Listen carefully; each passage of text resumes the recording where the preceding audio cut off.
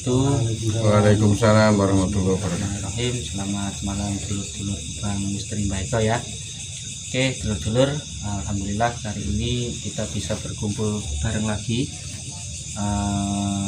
Kali ini ada Kang Pandi ya, dan kondisinya masih kurang fit. Kemudian Kang Haidar juga belum bisa ikut karena lagi sakit. Jadi kita malam ini berhubung tadi cuacanya juga cerah, jadi kita bisa kumpul lagi bersama-sama. Oke dulur-dulur, seperti biasa ya, hari ini kita belum bisa penelusuran lagi karena ya terkadang itu di sini tidak hujan, di beda wilayah itu hujan. Jadi kita sementara akan membahas tentang salah satu kejadian yang lagi viral ini, Mbah. Iya. Jadi kejadian ini itu masih di wilayah Jawa Timur, dan kemarin itu sempat trending di YouTube juga. Malam ini kita rencananya ingin mengupas kejadian ini, tapi menurut versinya Mbak Eko tersendiri ya, kejadian misterinya. Nah, ini kejadiannya itu di Pantai Payangan, Jember. Nah, kemarin kan ada yang lagi viral itu yang apa? Sempat dengar di berita saya di media, di berita-berita televisi juga kayaknya kejadian, kalau nggak salah itu ritual. Iya, ritual. Tapi ritualnya di sini itu yang menjadikan viral kan adanya korban jiwa. Nah, korban jiwa itu kalau menurut pandangan spiritualnya Mbak Eko tersendiri ya, Mbak ya, dari kejadian ini itu seperti apa? Apakah itu faktor kesengajaan atau memang ada faktor mistisnya? Monggo bisa dijelaskan. Oke. Sebelum saya menjelaskan tentang itu, pertama saya sapa dulu subscriber Bang Misteri Mbak Eko dimanapun berada. Mudah-mudahan panjenengan semua selalu diberikan kesehatan di masa sekarang ini. Kebetulan pada akhir-akhir ini sering umum ya, sering kena sakit ini meriang-meriang, flu batuk, demam yang enggak berkepanjangan. Mudah-mudahan panjenengan semua diberikan kesehatan oleh Allah ya. Termasuk kita kemarin saya juga ngalami meriang-meriang juga hampir seminggu. Ini teman-teman semua juga sama, mungkin Bang Misteri Mbak Eko juga pada sakit. Jadi mudah-mudahan kita semua diberikan kesehatan oleh Allah, dan mudah-mudahan kita diberikan keselamatan, diberikan rezeki yang lancar. Amin. Oke, mengenai kejadian yang viral beberapa waktu yang lalu tentang, kalau nggak salah itu ritual, ritualnya biasanya ritual mandi itu biasanya itu untuk membersihkan aura-aura negatif biasanya loh ya. Ritual yang hubungannya dengan mandi itu biasanya untuk menghilangkan aura-aura negatif. Ini bosok kasar ini menghilangkan balak. Apalagi ritualnya di laut ya. Dan memang ya, kalau kita mengadakan ritual di laut itu memang resikonya sangat tinggi. Karena kenapa? Kita tidak bisa membaca situasi alam ya yang ada di sekitar lokasi ya. Di samping itu, secara mistis, laut itu adalah tempatnya makhluk gaib berada. Jadi laut itu tempatnya segala macam kehidupan gaib, dedemit ada di situ. Mau siluman kayak mau apa, itu tempatnya di laut. Makanya banyak sekali seorang pelaut itu kadang-kadang menemui atau ketemu dengan sosok gaib yang ada di laut. Banyak itu kisahnya seperti itu. Nah, sangat disayangkan sekali sebetulnya, karena niatnya mungkin untuk ritual menghilangkan balak, malah hilang nyawanya. Ini memang sangat disayangkan. Jadi sebetulnya bisa dilakukan dengan cara yang lain. Nggak harus di laut ya? Nggak harus di laut. Yang lebih anehnya lagi, kemarin saya lihat di berita itu, kok masih ada yang ritual gitu loh.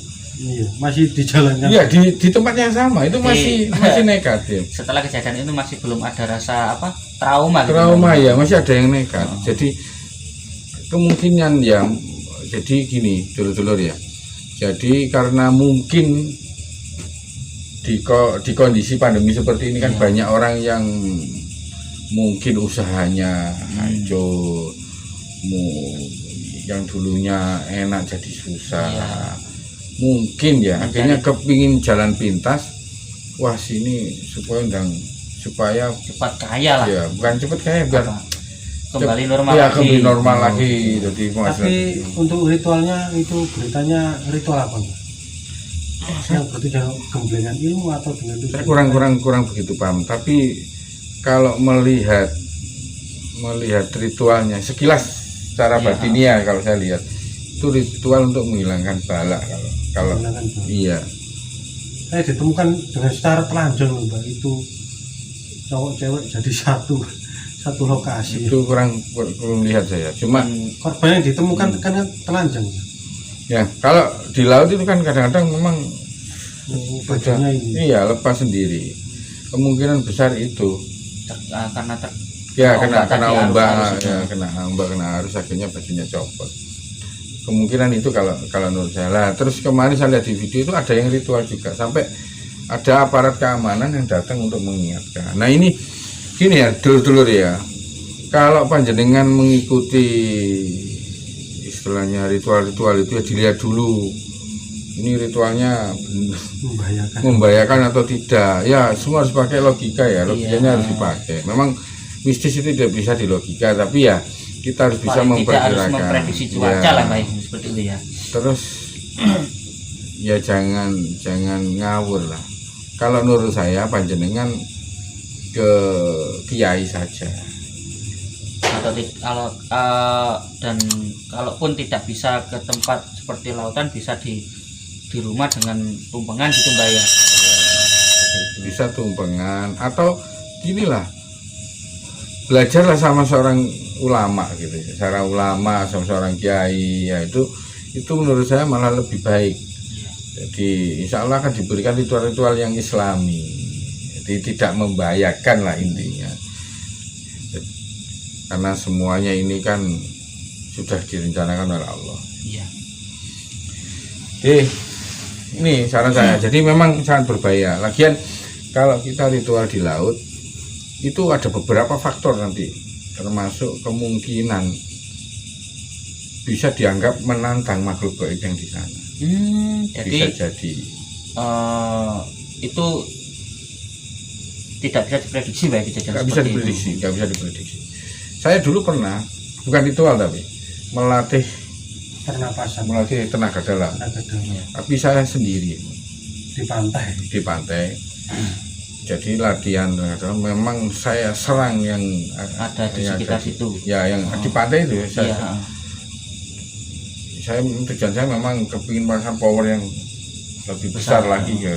Ternyata memang itu tidak baik, dan saya merasakan sesuatu hal yang sangat mengerikan. Akhirnya saya hentikan. Jadi maksud saya begini, karena laut itu kan tidak bisa diprediksi kekuatannya, powernya tidak bisa diprediksi, baik mistisnya, baik alamnya, itu tidak bisa diprediksi.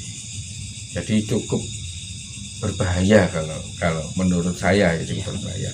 Ya ini kalau panjenengan yang di luar sana yang memang memiliki, yang kepingin ikut atau mungkin kanuragan kayak gemblengan atau apa yang memang sifatnya di laut, ya sementara jangan.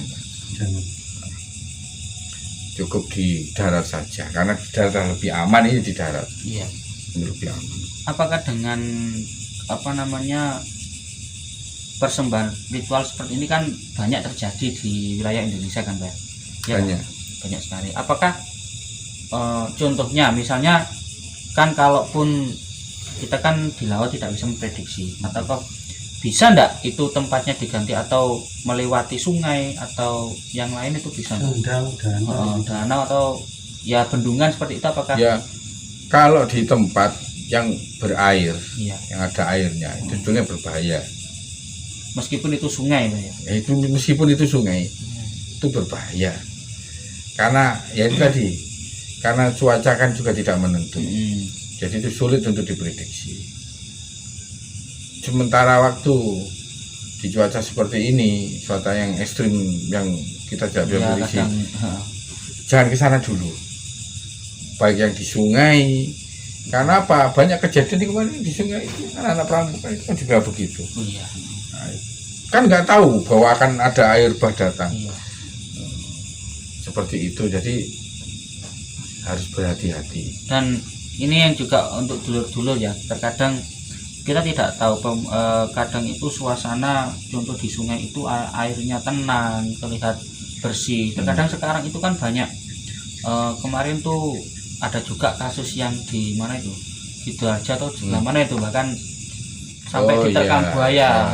Itu kan juga menjadi pelajaran bagi kita semua. Jadi ya benar kata Mbak Eko tadi, kalau bisa kalau musim hujan seperti ini kita menghindari dulu lah hal-hal yang bersifat bermain di air seperti Mbak ya. Iya. Bisa dialihkan ke darat dulu. Jadi mau gemblengan, kalau sudah lawannya alam, mau gemblengan model apa ya kalah. Ya, kalah. Karena itu langsung dari Allah Ta'ala. Allah Ta'ala. Itu ya. Itu harus garis bawah itu buat dulur-dulur ya. Mau sampai gemblengan kesaktian model apa, tapi kalau lawannya alam ya tidak bisa, ya sampai ya kalah. Seperti itu. Jadi memang ya ini cukup disayangkan kejadian itu. Jadi ini sebenarnya harus buat pelajaran, jangan sampai ada kegiatan seperti itu lagi. Jadi saya mohon pada mungkin ya praktisi-praktisi spiritual ya harus bijak juga ya, harus paling tidak memberikan edukasi terlebih edukasi dahulu. Jangan lebih banyak makan korban lagi juga. Iya.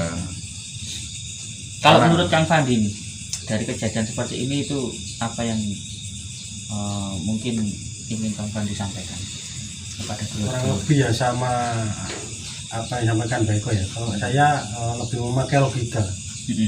Kembali ke Mbak Eko tadi, sesakti apapun kita, sekuat apapun tenaga kita, kalau alam yang bergejolak, yang sudah bermain lah karena itu yang menggerakkan kan Allah, kekuatan Allah.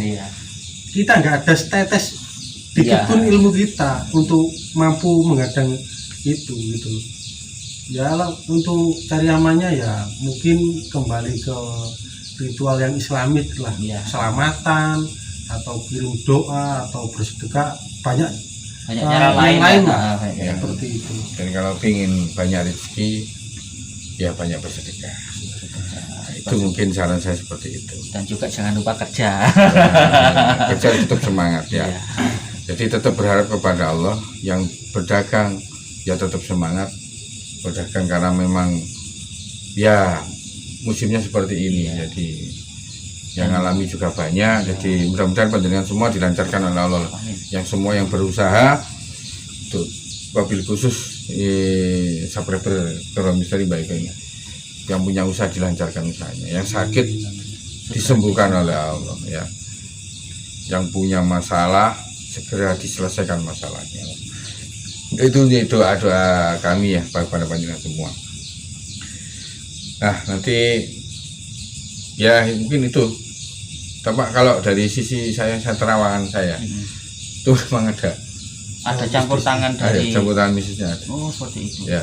Apakah itu memang ada yang nyuruh atau memang unsur karena tidak suka dari sisi makhluk gaibnya atau seperti apa Mbak? Ya kalau saya lihat ya ada unsur tidak sukanya. Ya. Mungkin kan ini Mbak, kayak makhluk yang ada di laut mungkin satu merasa terganggu, tidak nyaman kan Mbak, karena ada aktivitas manusia di sekitar situ. Atau dalam ritual hal seperti itu kan pasti orang-orang ritual berkerumun banyak kan mengeluarkan energi juga. Mungkin ada energi gesekan juga Mbak ya. Iya, bisa jadi seperti itu. Bisa jadi seperti itu. Kalau saya terawang dari sini kelihatannya memang ada itu. Ya. Itu kalau dari segi mistis. Jadi penguasa yang di sana istilahnya merasa terganggu. Itu dari segi mistis loh ya. Dari segi logikanya ya yang seperti Kang Fandi katakan tadi. Tapi kalau disarankan ya jangan melakukan ritual seperti itu. karena lebih banyak bahayanya, negatifnya daripada manfaat yang kita dapatkan seperti itu. Jadi kalau Ritual untuk ekstrim lah. bermasalah ritual itu ya sebenarnya tidak apa-apa, tidak menyalahi aturan juga Mbak ya, seperti itu kan ya. Cuma lihat dulu lah kondisinya seperti apa, lingkungannya seperti apa. Monggo bagi dulu-dulu yang masih mempercayai warisan dari peninggalan zaman dulu mengenai kesembahan seperti itu enggak apa-apa, asalkan tujuan kita tetap meminta kepada Allah Ta'ala gitu Mbak ya. Oke, mungkin itu yang bisa kita sampaikan Mbak ya. Sudah sangat jelas sekali. Bagi dulur-dulur juga selalu waspada dimanapun berada, baik itu dimanapun tempatnya, di sekitar pantai, di jalan raya atau dimanapun ya, kita selalu berdoa lah dimanapun agar terhindar dari segala musibah seperti itu ya.